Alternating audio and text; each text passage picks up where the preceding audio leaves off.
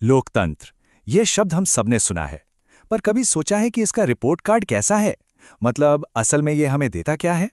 चलिए, आज इसी बात की पड़ताल करते हैं। तो क्या लोकतंत्र का मतलब बस इलेक्शन में जाके एक बटन दबा देना है, या फिर इसके कुछ ऐसे ठोस फायदे भी हैं जो हमारी रोज की जिंदगी पर असर डालते हैं? आइए पता लगाते हैं। तो सबसे पहले चलिए एकदम बेसिक बात समझते हैं कि लोकतंत्र की नींव आखिर है क्या। ये शक्ति, जनता और वैधता मतलब लेजिटिमेसी, इनके बीच का रिश्ता क्या है? अच्छा, तो शुरू करते हैं एकदम सीधी सादी परिभाषा से। लोकतंत्र यानी एक ऐसी सरकार जिसे लोग खुद चुनते हैं। सुनने में तो बड़ा सिंपल लगता है ना? पर इसके मतलब काफी गहरे हैं। देखिए, ये पूरा एक साइकिल है। सबसे पहले क्या होता है? हम और आप यानी जनता अपने नेताओं को चुनते हैं, ठीक? फिर जो सरकार बनती है वो हमारे प्रति जवाबदेह होती है, मतलब अकाउंटेबल होती है। और इसी जवाबदेही से सरकार को वैधता या कह लें कि राज करने का हक मिलता है। और ये साइकिल बस चलता रहता है।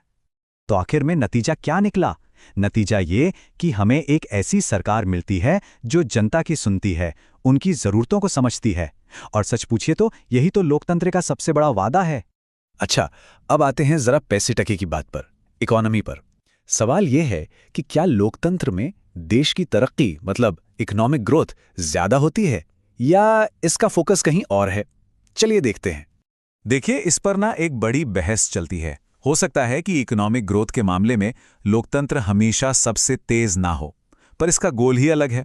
इसका मकसद है निष्पक्ष विकास, मतलब अमीर और गरीब के बीच की जो खाई है उसे कम करना। तो पॉइंट क्या है?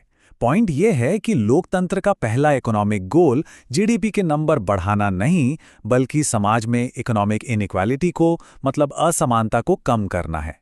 असल मुद्दा यह है कि तरक्की का फायदा सबको मिले, सिर्फ कुछ लोगों को नहीं। हाँ, पर एक बात बिल्कुल साफ समझनी होगी, पूरी तरह से बराबरी लाना ये एक मंजिल नहीं है, ये तो एक सफर है। मतलब ये एक ऑनगोइंग प्रोसेस है। ऐसा नहीं है कि एक दिन सब बराबर हो जाएगा और काम खत्म। चलिए, इकोनॉमी से आगे बढ़ते हैं। अब बात करते हैं समाज की। एक ऐसा देश जहां तरह तरह के लोग रहते हों, वहां लोकतंत्र कैसे काम करता है, इन मुश्किलों को कैसे संभालता है। और यहीं पर लोकतंत्र की एक बहुत बड़ी खूबी सामने आती है।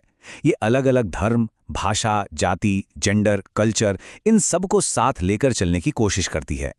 ये एक ऐसा माहौल बनाती है जहां अलग अलग सोच के लोग भी शांति से एक साथ रह सकें। पर सवाल ये है कि ये होता कैसे है? जवाब बहुत सीधा है। ये झगड़ों को सुलझाने के लिए शांतिपूर्ण तरीके देता है। मतलब बातचीत करो, बहस करो, पर हिंसा नहीं। समस्याओं का हल आपसी समझ से निकलता है। तो हमने सरकार और समाज की बात कर ली। अब आते हैं एक एक इंसान पर, एक आम नागरिक पर।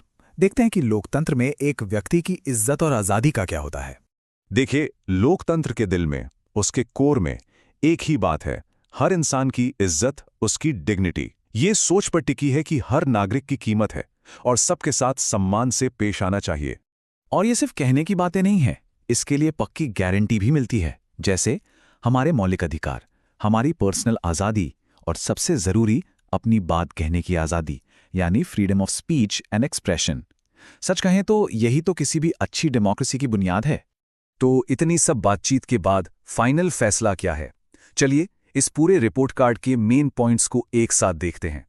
तो एक तरफ हैं कमियां, जैसे हो सकता है इकोनॉमिक ग्रोथ हमेशा टॉप पर ना हो और पूरी तरह से बराबरी अभी भी दूर की कौड़ी है। पर दूसरी तरफ इसकी ताकतें देखिए, ये पक्का करती है कि लोग सरकार में हिस्सा लें और सबसे बढ़कर ये नागरिकों के अधिकारों की रक्षा करती है। तो आखिर में हम कह सकते हैं कि हाँ, लोकतंत्र में कमियां हैं, बिल्कुल हैं, पर फिर भी ये सरकार के बाकी सभी तरीकों से बेहतर है। और बेहतर क्यों है? क्योंकि ये भागीदारी, बराबरी और अधिकारों की सुरक्षा की गारंटी देता है। तो असल में इसकी सबसे बड़ी खूबी इसके नतीजे नहीं, बल्कि इसका तरीका है, इसकी प्रोसेस है, जो सबको साथ लेके चलती है। और ये पूरी बात हमें एक बहुत बड़े सवाल पर लाके छोड़ देती है। अगर लोकतंत्र एक ऐसा सफर है जो कभी खत्म नहीं होता, तो इसके भविष्य क्या क्या? और सबसे जरूरी सवाल, इसे और बेहतर बनाने में हम सबकी, एक एक नागरिक की क्या भूमिका हो सकती है?